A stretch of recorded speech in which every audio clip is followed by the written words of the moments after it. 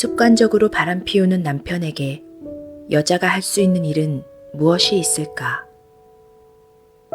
이서한 단편소설 냉동 캡슐에 잠든 남자.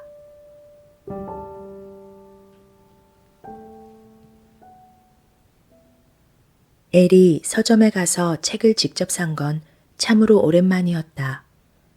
더군다나 자기가 읽을 책을 산 건 학창시절을 제외하곤 기억조차 가물거렸다. 책 읽기를 싫어해서가 아니라 어찌된 게 드라마를 볼 때 총총했던 정신이 책만 잡으면 1, 2분 내 잠이 들었고, 그런 묘한 체질로 바뀐 건 결혼 생활에 회의가 짙어갈 때의 발견이었다. 그날 그 책을 그 시간에 잡은 것은 묘한 끌림이었다고 밖에 딱히 설명할 길이 없었다.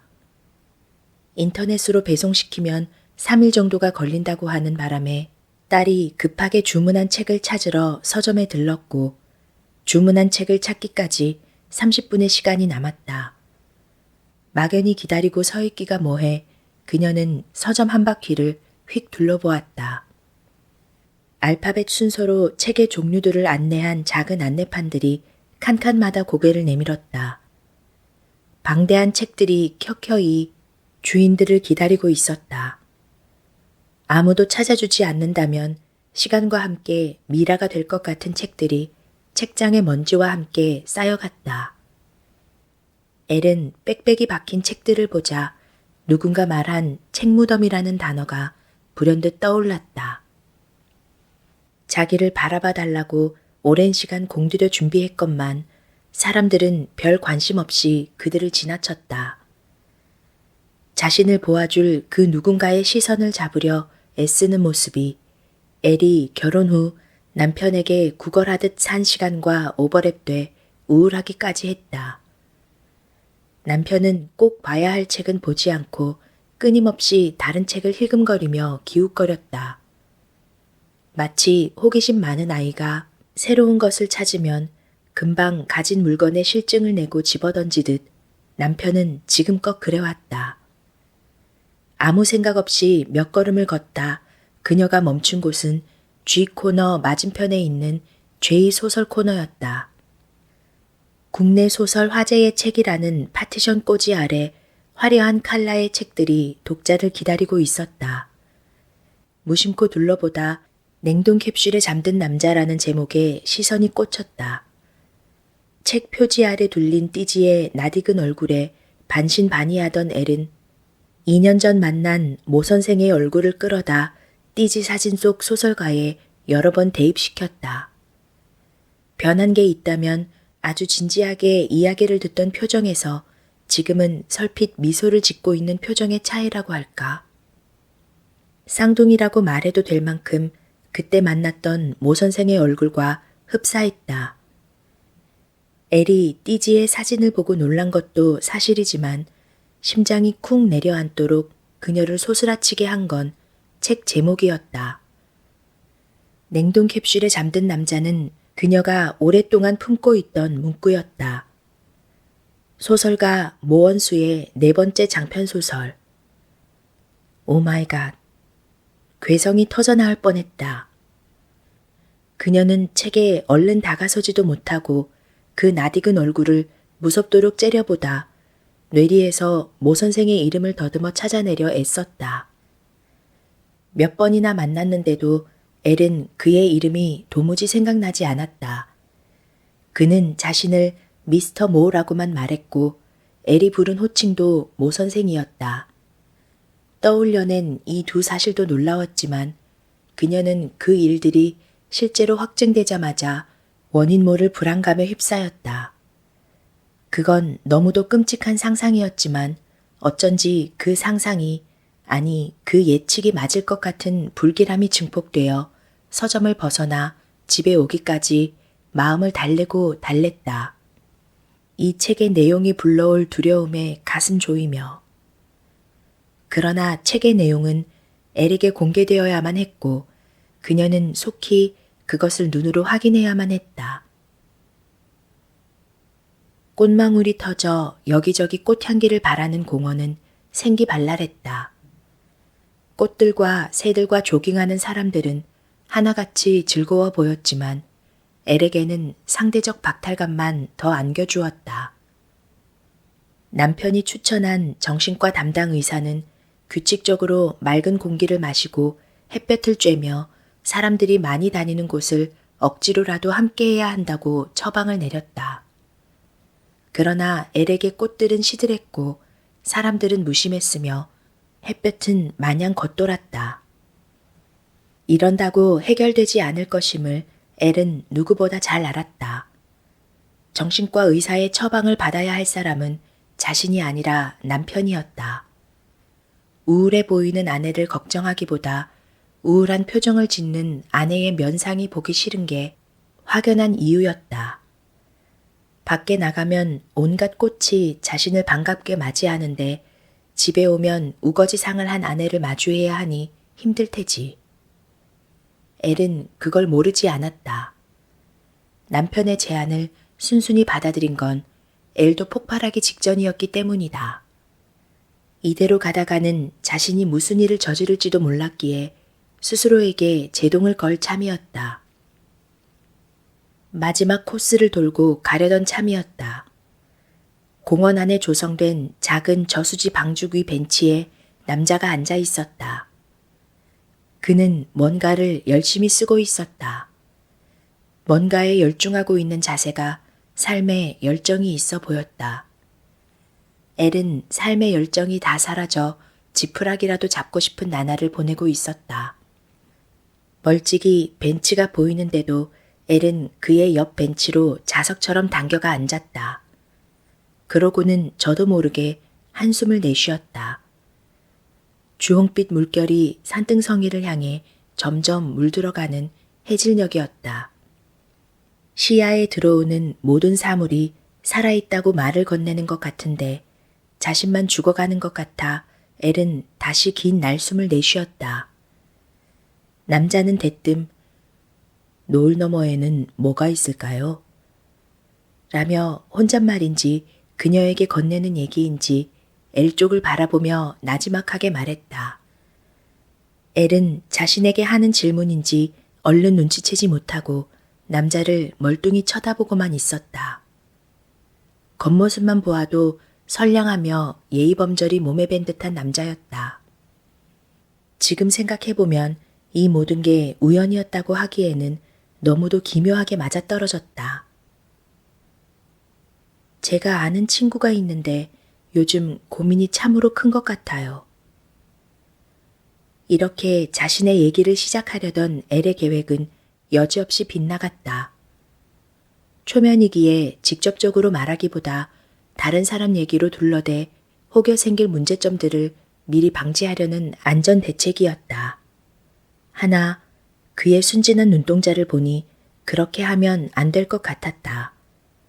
아무것도 요구하지 않는 맑고 투명한 눈빛이었다. 그는 해걸음에 조깅하고 벤치에 앉아 쉬거나 상념들을 정리한다고 했다. 출판사 일을 몇 년 전에 그만두었고 지금은 하는 일 없이 그냥 사람들 사는 세계를 관찰하고 그들 얘기를 들어준다고 했다. 40대 후반 정도 되는 나이에 보통의 남자 키였다. 아주 잘생긴 외모는 아니지만 선한 인상을 주는 얼굴이었다. 깨끗한 피부에 검은 눈동자가 유독 맑았던 게 엘이 기억하는 남자에 대한 전부였다. 성씨로 비롯된 떠올림도 있었지만 만나면 만날수록 모모라는 확신이 든 건 왠지 모를 일이었다. 중학교 때 재미있게 읽었던 미하엘 엔데가 쓴 소설이었다. 그 모모의 현신이 따로 없었다. 퇴락한 원형극장의 무대가 아닌 공원 벤치에서 큰 눈망울을 굴리며 천진한 눈빛으로 세상의 수고와 무거운 짐은 나에게 다 내려놔라고 말하는 게 아닌가. 엘은 여태껏 자신을 이토록 진지하게 자상한 눈으로 쳐다보는 이를 만나보지 못했었다. 다들 시간에 쫓겨 늘 바쁘다고 말했다. 뭔가 마음에 맺힌 것을 털어놓으려 하면 그들은 지루해하거나 따분한 표정을 지었다.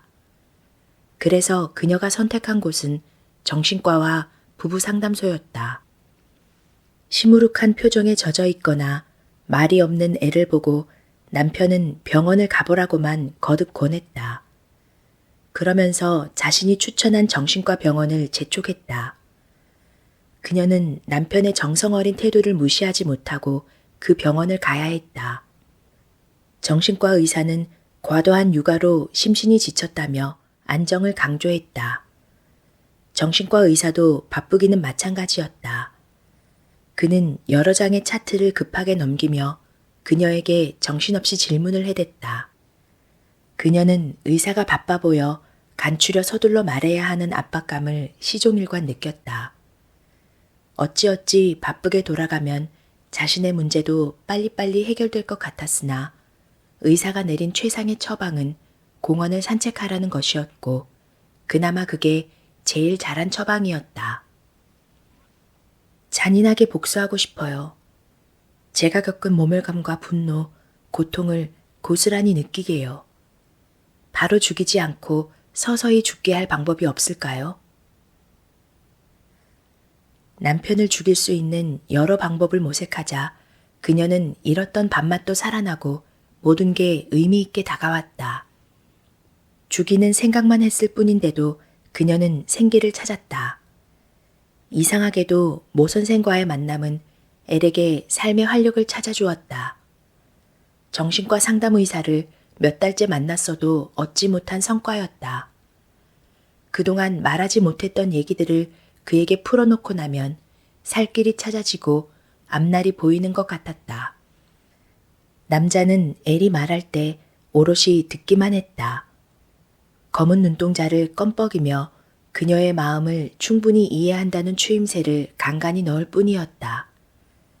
마치 퇴락한 원형극장에 쏟아지는 달빛을 맞으며 친구들의 얘기를 들어주는 모모처럼.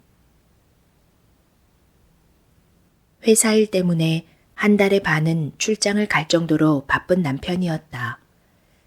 처음에는 가정을 위해 저렇게 애쓰는 남편을 위해 아내로서 무엇을 더 해야 할까 엘이 고심할 정도였다. 출장을 갔다 오면 남편은 엘의 선물을 꼭꼭 챙기고 가정에도 충실해 시간만 나면 아이들과도 잘 놀아주는 아빠였다. 아버지의 사업을 이어받아 궤도에 올려놓았다는 평가를 받았고 사업가 2세들은 안일하게 일할 수도 있는데 이전보다 배로 회사를 성장시켜 놓아 시부모님도 대만족이었다. 엘은 회사를 위해 여념없는 남편의 빈자리를 이해하고 안쓰럽게 여기기까지 했다. 첫 출산 때 아들 쌍둥이라 아이들한테 전념하느라 남편이 집에 들어오는지 나가는지 신경 쓸 여력이 없었다. 3년 뒤 딸 출산 때까지도 눈치를 못 채기는 마찬가지였다. 한 번씩 서늘한 바람이 일듯 가슴속이 휑한 빈자리가 느껴졌지만 사업하는 남자를 남편으로 둔 여자가 다 그렇지 하며 마음을 추슬렀다. 남들이 보기에도 단란하고 부러워할 만한 가정이었다. 새 아이에 사업이 승승장구로 잘 되는 남편과 인자한 시부모님. 엘은 이런 가정을 둔 것에 감사하고 스스로도 남편을 잘 만났다고 생각했었다. 그런데 어처구니 없게도 선물 공세가 바람 피운 후의 증상이라니. 새 아이를 양육하느라 남편에게 신경 쓰지 못했을 때 겪는 생리적 이탈 현상으로 이해하려고 한두 번 눈 감아 주었다. 그는 엘이 모를 거라고 여기는 듯 했다. 시간이 갈수록 엘의 얼굴은 자연스럽게 그늘졌다. 사정을 모르는 사람들은 잘생긴 데다 능력도 뛰어나 사업체를 번창시키는 남편과 사는 엘을 부러워하곤 했다. 친정 식구들도 마찬가지였다. 부족함 없이 사는데 얼굴빛이 왜 그 모양이냐며 그녀에게 면박을 줄 정도였다. 어느 날 걸려온 친구 송의 전화는 그동안 쌓아둔 불신의 정황들에 불을 붙였다. 홍콩에서 남편을 봤다는, 자신이 투숙하는 호텔에 어떤 여자랑 함께 있더라는. 그런 말과 함께 몇 장의 사진을 카톡으로 보내왔다. 엘과 비교도 되지 않는 미모의 여자였다. 모델처럼 여자는 당당해 보였다. 여자는 남편과 입을 맞추고 포옹하고 있었다. 남편은 애를 처음 안았을 때의 표정이었다. 엘은 밤마다 치정극을 수백 편 써대는 자신의 모습에 이러다 미쳐버리는 건 아닌지 두려움에 바르르 떨었다. 드레스룸 서랍장을 연 엘의 시선이 차갑게 고정되었다. 그동안 남편이 출장을 가거나 외박했을 때 엘에게 선물한 화려한 보석들과 백, 모자, 스카프. 이 선물을 안겨주고 남편은 다른 여자와 살을 섰고 희희낙낙했다. 치밀어 오르는 분노에 받은 선물들을 가위로 싹둑싹둑 자르거나 불에 태워버리고 싶은 심정을 억누르며 엘은 스스로에게 몇 번의 다짐을 했다. 지금은 때가 아니야. 남편은 편안한 얼굴로 잠들어 있었다. 이렇게 기분이 흡족한 낯빛을 짓는다는 건 그가 오늘도 어떤 여자랑 즐기다 왔다는 뜻이었다. 어떤 여자일까 이제 어림치기도 싫었다. 그에게 여자는 소모품이고 잠시 스트레스를 푸는 소비재였다. 오늘도 자신이 원하는 물건을 마음껏 가지고 놀다가 흐뭇하게 집에 들어왔다. 엘은 남편을 목졸라 죽이는 장면을 여러 번 그려보았다. 그러다가 그래본들 남는 게 뭘까 하는 회의감만 짙어갔다. 치정 드라마에서나 범직한 일을 자신이 겪고 있다는 데에 엘은 괜스레 씁쓸해졌다. 흥신소에서 알려준 남편의 외도 내력 신상은 화려했다. 두서너 달마다 상대가 바뀌었다. 20대 여자들만 남편의 표적 대상이었다. 습관성 외도, 죄책감은 전혀 없었다. 흥신소에서는 원하지도 않는 대답을 해주었다. 남편은 사업 스트레스를 외도로 푸는 것 같다고. 이런 유형들은 평생 못 고치니 참고 살라는 조언까지. 엘이 다행으로 여겨야 할지 모르겠지만 여태껏 여자 문제로 뒷수습할 일은 만들지 않았다. 하루는 집에 온 시어머니가 엘의 생기 없는 얼굴을 보고 눈치를 챘는지 미안한 안색을 지으며 말했다. 부전자전이라더니 지아버지 행실을 닮지 않기를 바랐는데 너까지 겪게 하는구나. 시어머니도 엘과 같은 삶을 사신 거였다.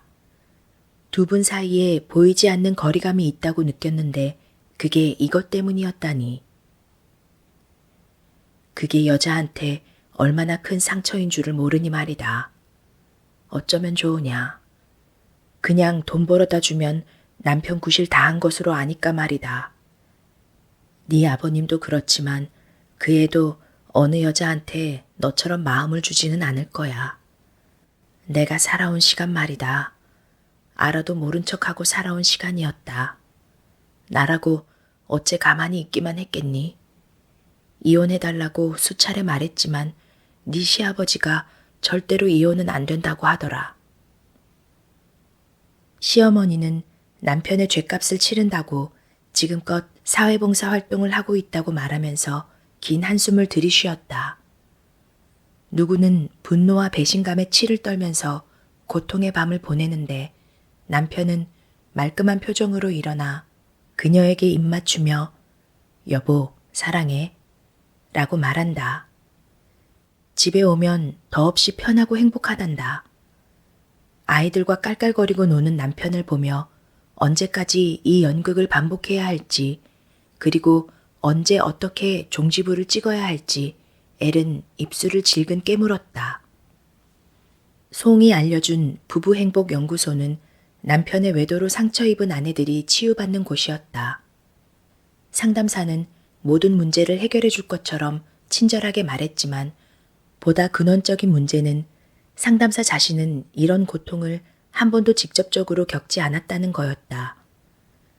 상담심리사는 엘의 고통을 충분히 알지만 사모님의 남편은 관계 중독이니 아내만이 이 문제를 해결할 수 있다고 말했다. 그러면서 무엇보다 사모님이 분노하는 것으로부터의 치유가 급선무고 사모님의 상처가 해결되지 않고는 남편의 문제도 해결할 수 없다는 난제를 안겨주었다. 자신있게 말하는 상담사의 얘기는 애를 더욱 곤혹스럽게 했다. 사모님의 분노가 완전히 해결되지 않으면 남편은 외도를 반복하게 될 것이고, 아내가 건강한 심리 상태여야만 남편을 관계 중독에서 벗어나게 할 수 있다는 얘기는 설득력을 넘어 엘에게 또 다른 분노를 안겨주었다. 시종일관 다른 여자를 향해 달려가는 남자를 포옹할 만큼 엘은 너그러운 신이 아니었다. 도대체 이 상담사는 내 앞에서 무슨 얘기를 짓거리고 있는 것인가? 말끝마다 사모님이라고 부르는 호칭도 거슬렸지만 결국 이 모든 가정 파탄의 잘못이 다 엘이 남편 관리를 못한 탓이라는 얘기나 다름없었다. 가정을 지키기 위해, 남편의 치유를 위해 엘이 먼저 치료를 받아야 한다는 귀결은 황당함을 넘어 귀싸대기라도 쳐올리고 싶게 만들었다. 상담사의 거듭된 얘기를 들으면 들을수록 상담사에게 새로운 사례만 될 뿐 정작 자신에게 필요한 건 얻을 수 없다는 생각에 엘은 부부행복연구소를 박차고 나왔다. 엘은 남편에게 외도를 직접적으로 말하거나 그 문제로 싸우지는 않았다. 다만 한 번씩 내가 당신의 외도를 모르는 건 아니야. 정신 차려. 같은 언질은 주었다.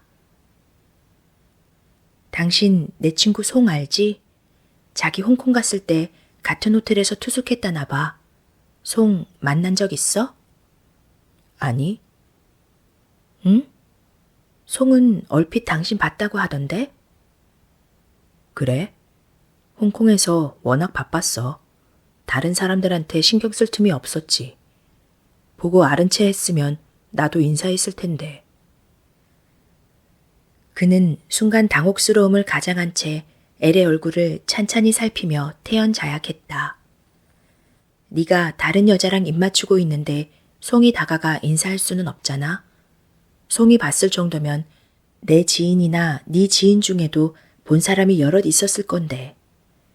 널 제대로 아는 사람은 네가 노상 바람 피우는 걸 알기에 홍콩에서 또 저짓거리 하는구나 하며 뒷담화 깠겠지. 엘은 마음속으로 수없이 주절거렸다. 이런 문제로 싸우고 싶지 않은 건 엘의 마지막 남은 자존심이었다. 남편에게 직접적으로 말했다가는 끝장을 각오해야 하는 거였다. 아이가 셋이었다. 심지어 아빠를 존경하는 아이들이었다. 이 아이들에게 내가 겪는 아픔을 느끼게 할 수가 없다는 게 엘의 선택이었다. 아이들도 상처받지 않고 끝낼 수 있는 방법이 뭘까? 이 남자는 평생 이러고 살 수밖에 없는 남자다. 어쩌면 그의 아버지에게 이런 유전자를 물려받았는지도 모르겠다. 딸과 소파에서 장난치는 남편을 바라보니 엘은 더욱 화증이 치밀어 올랐다. 나는 커서 아빠랑 결혼할 거다. 나는 우리 아빠가 세상에서 제일 좋아. 엘의 정신이 번쩍 들게 하는 말이었다.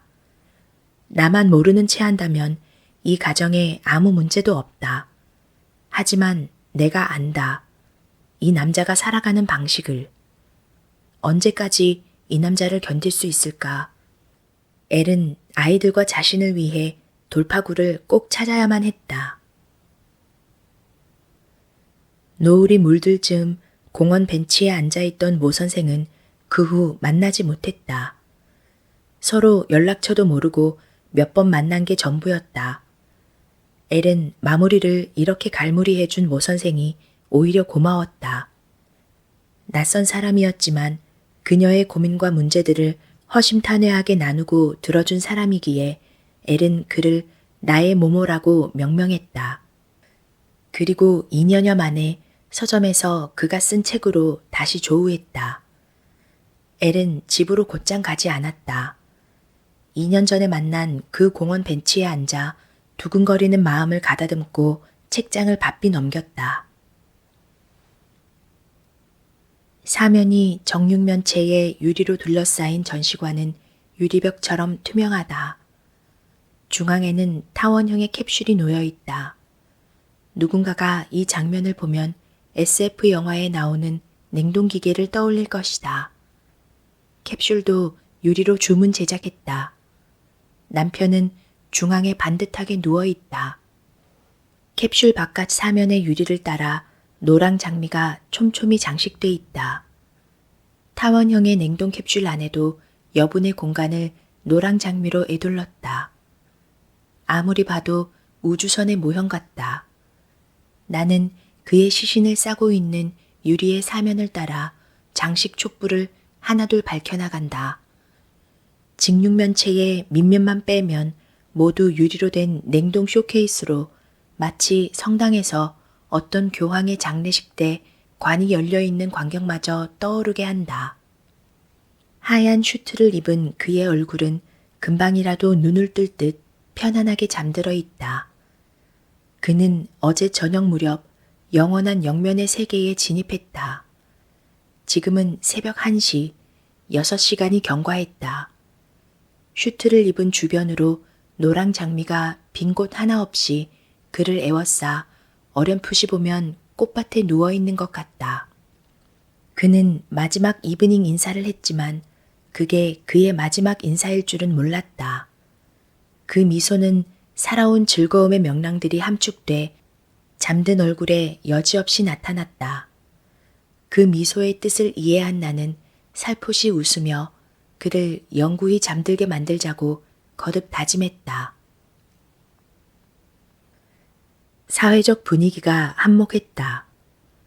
어떤 정치인과 모 배우의 불륜 스캔들로 온 나라가 시끄러울 때 시기적절한 타이밍에 나온 책이었다. 엘은 그 여파로 이 책이 베스트셀러가 되지 않았나 싶었다.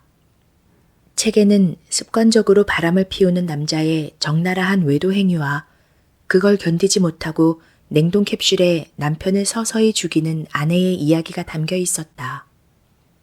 엘의 얘기였고 그녀가 감히 감행하지 못할 결말이었다. 인스타그램과 트위터, 페이스북, 유튜브까지 냉동 캡슐 얘기로 화제를 모았다.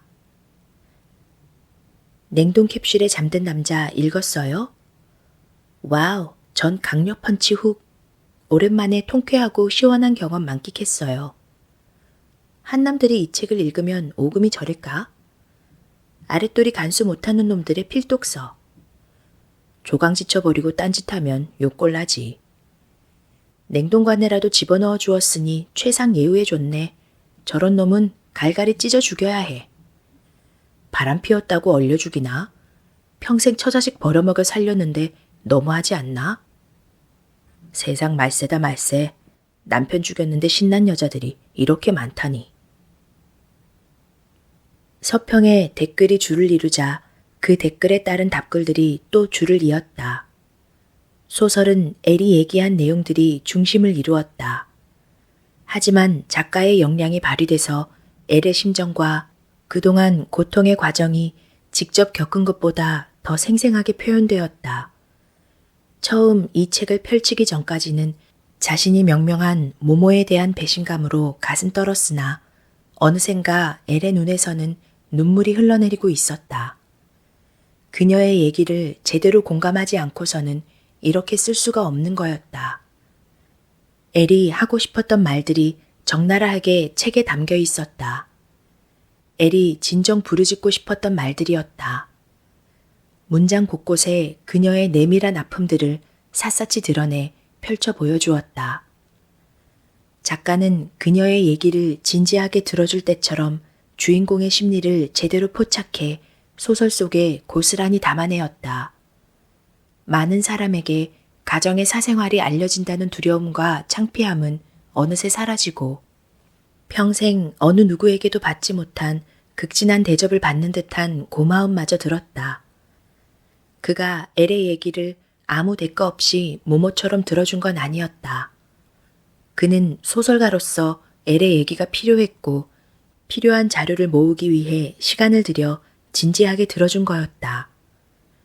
순수하지 못한 의도에는 마음이 상했지만 단순히 몇 번 만나 듣고 넘겼으면 사라질 얘기들을 그는 연구한 책으로 만들어 놓았다. 엘은 모원수의 책들을 주문해 모조리 읽었다.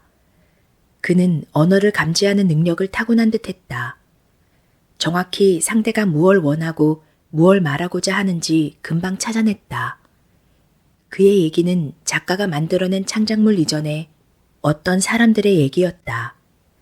엘과 같은 사람들, 그녀보다 더 억울한 처지에 놓인 사람들, 그녀와 또 다른 상황에 놓인 사람들의 얘기가 책에서 눈물을 흘리고 호소하고 항의하고 저항하며 살아났다. 엘은 그 책들을 읽어가면서 자신과 다르게 살아가는 사람들의 형편에 조금씩 눈을 뜨기 시작했다. 엘이 겪은 고통도 컸지만 자신보다 더한 처지의 사람들 또한 세상에 너무나도 많았다. 남편을 죽일 수밖에 없었던 아내의 입장에 대부분 동정론을 펼쳤다. 오죽하면 그랬겠냐는, 이런 남자는 마땅히 죽어야 한다는, 대한민국의 모든 남자는 정신을 차려야 한다는 사회 인식론까지 다양한 서평들이 달렸다. 남성들이 올린 댓글은 단순했다. 여자들이 무섭다. 바람 좀 피웠다고 사람까지 죽이나. 바람 피우는 데는 여자에게도 잘못이 있다. 등등 남성들의 입에 바른 변명이 주류를 이루었다. 여론의 방향은 점점 거세어졌다. 줄곧 이슈가 되었던 미투 운동과 맞물려 약자인 여성들을 보호하고 남성들의 무분별한 외도 행위를 벌하는 사회법의 강화가 요구됐다. 간통법을 다시 제정하고 습관적으로 외도하는 남성들을 치유하는 병원 연구소를 설립해야 한다는 주장도 나왔다.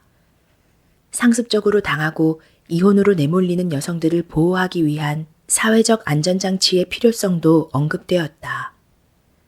엘은 그런 내용을 읽을 때마다 마음에 응어리진 구석들이 실타래 풀리듯 풀어졌다. 사람들의 댓글과 공감에 마음의 위로와 자신감이 차올랐다. 그동안 가정을 지키기 위해 인내한 시간들이 보상받는 느낌마저 들었다. 전문가가 알려줬어. 냉동 캡슐에서 숨을 거두기까지 남은 시간은 12시간이라고 말이야. 앞으로 6시간이 남았네. 나는 당신에게 그동안 못다한 얘기를 할 거야. 결혼하고부터 지금까지 당신과 내가 진지하게 마음을 터놓고 얘기한 적이 있었는지 생각이 잘 나지 않아. 당신의 몸은 점점 얼어갈 거야. 멀쩡히 남은 게 정신뿐이니 끝까지 정신을 놓지 마. 당신은 마지막까지 내 이야기를 들어줘야 할 의무가 있어. 어디서부터 얘기를 시작할까? 당신은 내가 당신이 바람 피우는 걸 모를 줄 알았겠지만 난 당신의 습관적 바람길을 진즉부터 알고 있었어. 여러 중후들이 많았지만 나는 인정하고 싶지가 않았어. 내 남편이, 내가 사랑한 남편이 내가 아닌 다른 여자들과 침대에서 뒹굴고 살을 섞다니. 당신이 침대에서 젊은 여자들과 즐길 때 나는 모멸감과 치욕을 다스리는 법을 익히고 있었어. 당신의 사인은 심장 근육 마비증으로 밝혀질 거야.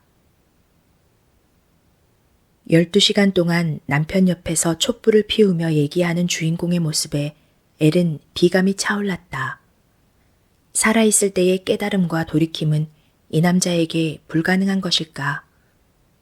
한 남자를 사랑한 결과가 그를 죽일 수밖에 없는 이별이어야 하는 것에 그녀는 목 놓아 울었다. 엘은 작가에게 연락하지 않았다. 다만 작가 블로그에 모모라는 닉네임으로 댓글을 달자 그의 답글이 달렸다. 허공으로 사라질 뻔한 얘기를 이렇게 책으로 영구히 남게 해줘 감사했습니다. 저는 우리 주변 곳곳의 진솔한 삶의 얘기들을 세상 사람들과 공유하고자 글을 썼을 뿐입니다. 조금이나마 치유가 되었기를 바랍니다. 2년 전이나 지금이나 엘의 남편이 달라진 건 없었다. 엘은 흥신소에 의뢰하거나 하는 등의 남편을 향한 온갖 집착들을 내려놓았다.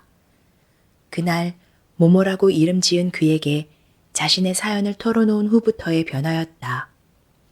달라진 점이 있다면 엘이 하고 싶은 일을 찾아낸 것이었다. 모모에게 마음속 깊은 내면의 얘기들을 털어놓은 후 이상하게도 그녀는 매였던 것들로부터 풀려난 자신을 발견했다. 남편은 처음부터 가정을 깰 생각은 없었다. 사회적 부부, 쇼윈도 부부로 살아가야 하는 시간이 길어질 뿐이었다. 부부간의 관계는 이미 깨졌지만 아이들의 아빠였다. 아이들이 엄마의 상처를 이해해줄 나이가 되면 그때 남편과의 관계를 정리하려고 접어두었다. 엘은 사진 찍는 일을 시작했다. 대학 동아리 때 조금 하다가 그만둔 일이었다. 제대로 배우려고 사진 강좌에 등록하면서 그녀는 자신만의 지하 작업실도 만들었다. 남편이 바깥에서 보내는 시간 동안 그녀는 자신의 세계에 한 발걸음씩 들여놓았다. 냉동 캡슐에 잠든 남자는 100만 부 가까이 팔렸는데도 냉동 캡슐에 들어갈 남자들은 줄어들지 않았다. 책으로만 끝날 줄 알았는데 소설이 영화화된다는 소식은 애를 전율케 했다.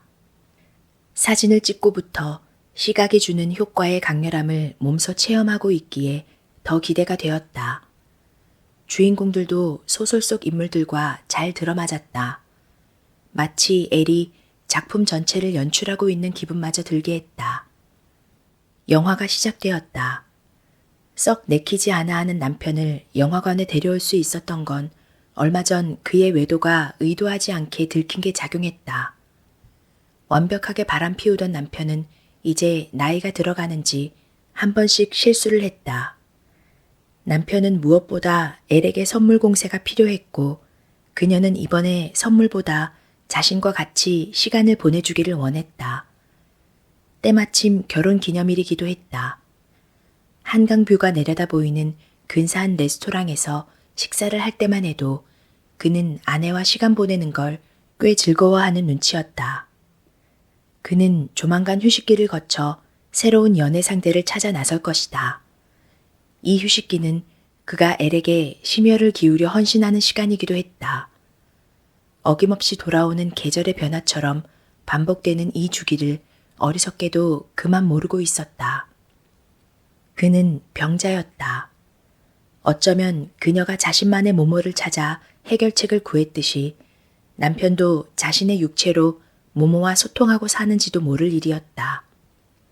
본인만 그게 병이라 여기지 않고 만족하고 있는 거였다. 그와 헤어지지 않는 이상 그가 죽기 전까지 이 주기는 돌고 돌 것이었다. 엘은 몇 년 전에 진저리가 나서 끝장을 내려고 했었다. 반복되는 이 주기의 한 축을 잘라 부서뜨리고 싶었으나 그러지를 못했다. 최근 인기 많은 배우가 남자 주인공이라서 그런지 남편도 영화에 조금의 관심을 나타내었다. 모 선생의 소설이 영화로 이렇게 빨리 나오게 될 줄 엘은 생각도 못했다. 주인공의 남편이 화면에서 발정난 수케처럼 여자들을 찾아다녔다. 시간이 지날수록 남편이 어떤 표정을 짓는지가 오늘 엘의 관전 포인트였다. 책도 강렬했지만 영화는 더욱 강렬했다. 엘은 마치 악몽이 재현되는 듯한 고통에 심장이 멎을 것 같았다. 자기가 주인공이 되어 지금 일어나는 일을 재현하고 있는 기분이 들었다. 남편이 이 영화를 통해 내심 반성하고 자신을 돌아보게 되기를 소원하며 애써 함께 왔건만 옆자리에 앉은 남편은 5분도 채 지나지 않아 고개를 숙이기 시작했다. 이 남자에게 이게 마지막 기회인데 벌써 졸고 있다. 자기를 똑 닮은 인물이 자신이 하던 역겨운 짓들을 하는 것을 더 이상 보기가 괴로워 조는 척을 하는지 아니면 지겨워서 잠들었는지 알 길이 없었다. 엘은 조급해졌다. 어떻게 하든 남편을 깨워야 했다. 엘의 감정이 이입될수록 남편은 코까지 골며 다시 졸았다. 이 영화는 코를 골면서까지 잘 정도로 재미가 없는 것도 아니고 지겨운 스토리도 아니었다. 영화가 끝나가고 있었다. 냉동 캡슐에 남자가 누워있고 여자가 촛불을 켜며 말하는 장면이었다. 엘은 다시 남편을 흔들어 깨웠다. 남편은 화면을 잠깐 보다가 엘의 얼굴을 무심코 쳐다보고는 화장실이 급하다며 허둥지둥 나가버렸다. 화면이 마지막 장면으로 바뀌었다. 12시간을 알리는 전자시계가 멎는 찰나 책에서는 없었던 장면 영상이 화면 전체를 들이우고 클로즈업 되었다. 잠든 남자의 얼굴 부분이었다. 하얗게 서리가 낀 남자의 두 눈에서 물줄기 같은 것이 주르륵 흘러내리다 이내 얼어버렸다. 엘은 엔딩 컷이 올라가는 장면을 끝까지 응시했다. 시간의 점들이 다시 이어져 가고 있었다.